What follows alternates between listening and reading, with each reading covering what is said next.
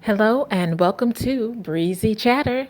Today I'm going to be talking about the bold and the beautiful, but first and foremost, thank you to all of my subscribers. Your support is deeply appreciated. So I'd like to talk about Thomas and Steffi and Ridge. So of course, Ridge is really frustrated. He's tired of arguing and going around in circles with Hope and Brooke. He's tired of explaining to Brooke and Hope why Deacon should never be welcomed back into their home. So what does Ridge do? Ridge goes into the office and he vents his frustrations to his children. He's letting Thomas and Steffi know how frustrated he is with his current home situation. And although I think Ridge was hoping for a little support, which they did provide, they also gave him a little tough love. Steffi really did ask Ridge some interesting questions that he could not answer. She said, "Is Brooke really worth it?"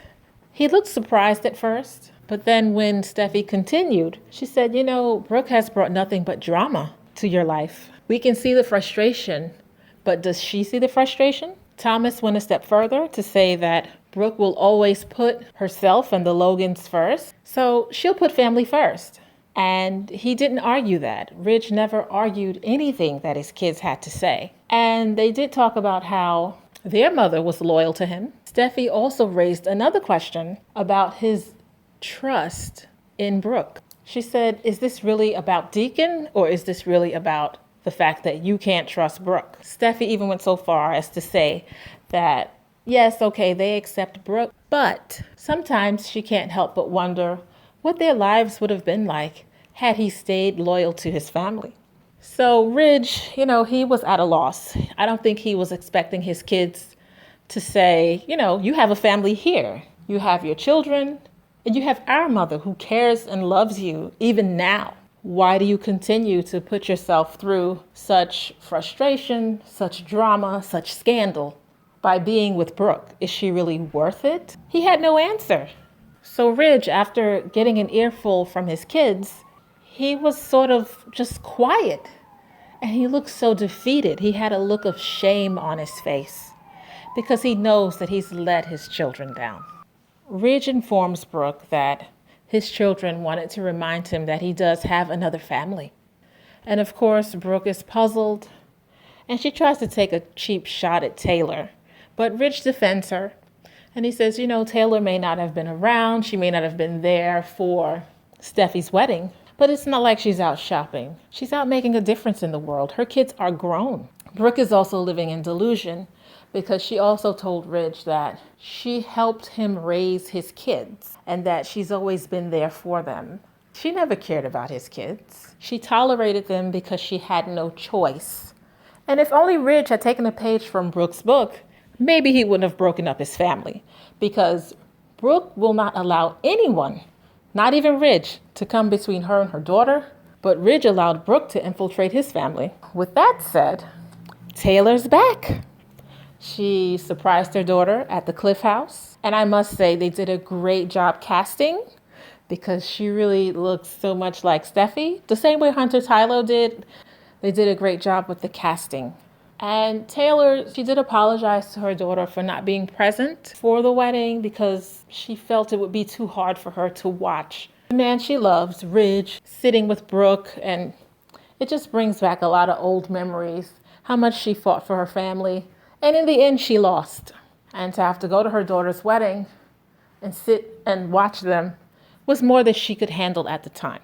But I think if she had to do it again, she would have showed up to her daughter's wedding. She was really apologetic. They had a heartfelt conversation. What I don't like is that Taylor is still pining away for Ridge after all these years. Can they give her someone? Can they cast? Who's available? Who can Taylor be with? I don't know. But it just really irks me to watch some women just pine away for a man, and the man has just moved on. He's with someone else, and you're just wasting your years. So, if Taylor and Ridge are not going to get together, can they just cast someone, please? Taylor's at the Cliff House alone. I don't think Steffi's there. And Ridge, he gets into another blow up with Hope and Brooke. And instead of continuing on because the conversations, the arguments are going nowhere. He grabs a bottle of booze and he just storms out of the house. And Hope is saying, well, maybe we should move. I don't want to come between you and Ridge. And Brooke's still insistent. Don't worry. Nothing is going to come between me and Ridge. And then who do we see? Ridge storming into the Cliff House. And he's speaking. He thinks Steffi's around. He says, Steffi, I hate to barge in, but I don't want to drink alone. And Taylor's sitting there. And they have the same hair color, of course. And Taylor's sitting there, and he's thinking that he's speaking with Steffi. So Taylor stands up, turns around, and faces him. And she says, hey, Ridge. And his face perks up. He's smiling. And that was the conclusion of this week's episode. Brooke thinks that she has everything under control, but little does she know, she's on the verge of losing Ridge. And once she finds out that Taylor's in town, I can't wait to see her reaction. Is she going to go over the deep edge? Is she going to continue to dig her heels in and insist that Deacon is accepted? Will she have a change of heart because she knows now she has competition? We'll have to wait and see. Well, that's the end of my commentary. If you like, hit the like button, subscribe, and leave comments. Thank you for your time. Until next time, ta-ta.